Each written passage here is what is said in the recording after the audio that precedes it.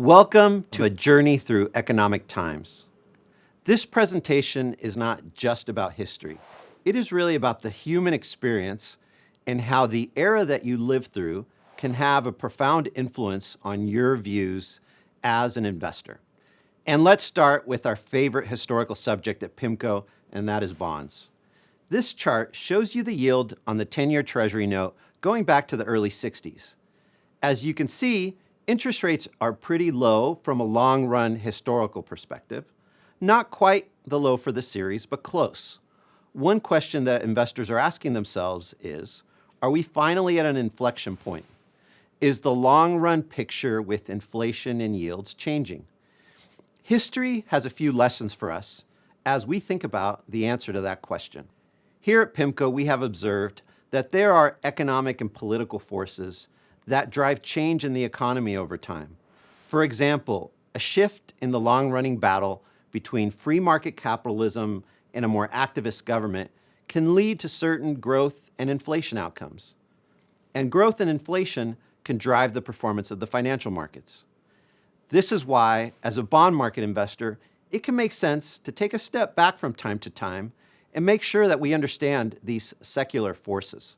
Okay, so let's do just that, and let's jump into our first era, and that is the emergence of the modern age, 1914 to 1929. World War I in the roaring 20s. It's boom time. It's the era of the J.P. Morgans and Rockefellers. Mass production raising living standards. Stocks did well. They returned over 13% annualized. What did this first era teach us? Well, we saw how entrepreneurship transformed the economy. We also saw how human behavior, or what economist John Maynard Keynes called animal spirits, can really drive the markets. We also learned that patience can be rewarded. Long-term investors benefited by investing in growing businesses through the stock market. But of course, markets can ebb and flow. Next, we go to the Great Depression and the New Deal. Black Thursday, October 1929. The Dow Jones Industrial Average sank 64% in 3 days. By 1933, more than 10,000 banks had failed. Here we see a major swing in the long-running battle between free markets and government. The government responded here with ambitious regulation. In this era, bonds returned 4.2% annualized. Not bad in comparison with the negative 6% annual returns in stocks from 1929 to 1941. What did we learn in this era?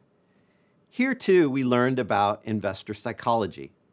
It can be instructive to put ourselves in the shoes of those that lived through the losses of the Depression. Many of us have heard the stories of our grandparents and great-grandparents who grew up to be thrifty and resilient, and perhaps a little skeptical of markets.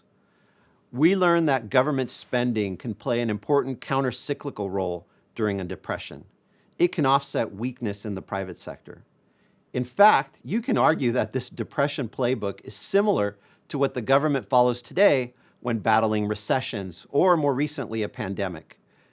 Importantly, we also learned during this era that you should not put all of your eggs in one basket.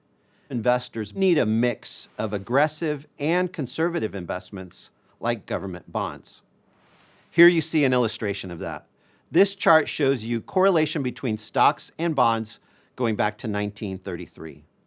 Correlation is a statistic that measures how the prices of two assets move together. Note how the prices of stocks and bonds do not always move together.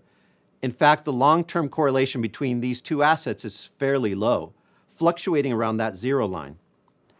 And that highlights the power of diversification, which is still the closest thing to a free lunch that exists in the financial markets.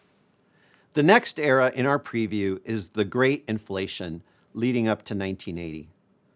This might be the type of inflationary environment that some investors are particularly worried about today.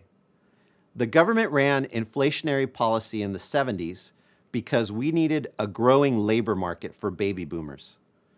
But external factors played a big role. OPEC imposed an embargo in 1973, Energy prices spiked, and a wage price spiral followed. Some baby boomers and Gen Xers out there might recall waiting in gas lines and President Carter asking Americans to wear sweaters indoors. Paul Volcker at the Fed ultimately hiked the Fed funds rate to 20% in 1980 to break the back of that inflation. In this environment, real assets like oil and gold generated annualized returns in the high teens. What did this era teach us? A couple of things. We learned that demographic change, like the emergence of baby boomers, can really affect the economy and the financial markets. We learned that political leadership can be required to address tough issues like inflation and geopolitical conflicts. Lastly, we learned that real assets like real estate, commodities, and gold outperformed in this historical inflationary scenario. A consideration for those that are worried about inflationary overshoots in the years ahead. One of the fun parts about studying these different eras is seeing how different asset classes have performed over the decades. As you can see here, and as we would expect, stocks handily outperform bonds in most of the 8 eras that we examine in our full presentation. But perhaps interesting for us in this Bond Bootcamp program is the fact that bond returns were positive in each and every one of these 8 eras, including periods with low inflation and high inflation. Bond returns ranged from 1.6% at the low end to 9.8% at the high end. This is a fact that investors sometimes forget. No one has a crystal ball, but one of the lessons of history seems to be that if you build a diversified portfolio with stocks, bonds, and real assets like commodities, you will likely be better prepared to navigate different economic environments, political regimes, and inflationary scenarios. For additional information, please contact your account manager or visit us at pimco.com/advisor education.